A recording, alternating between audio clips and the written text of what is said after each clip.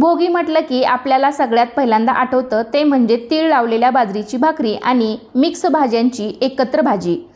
भोगीच्या दिवशी घरातील सर्व व्यक्तींनी लवकर उठायचं आहे। सूर्यदर्शन केल्यामुळे आपल्याला चांगल्या आरोग्याची प्राप्ती होते, उत्तम तेजाची प्राप्ती होते, तसेच सूर्यदेवांचा आशीर्वाद देखील आपल्याला मिळतो। त्यामुळे या दिवशी सकाळी लवकर उठून स्वच्छ स्नान वगैरे करून आपण सूर्यदेवाला सर्वात प्रथम जल अर्पण करायचं आहे, म्हणजेच सूर्यदेवाला अर्घ्य अर्पण करायचं आहे। आणि या दिवशी मग देवाला वेगळी अशी तीळ लावलेली बाजरीची भाकरी आणि मिक्स भाजी याचा नैवेद्य दाखवायचा आहे।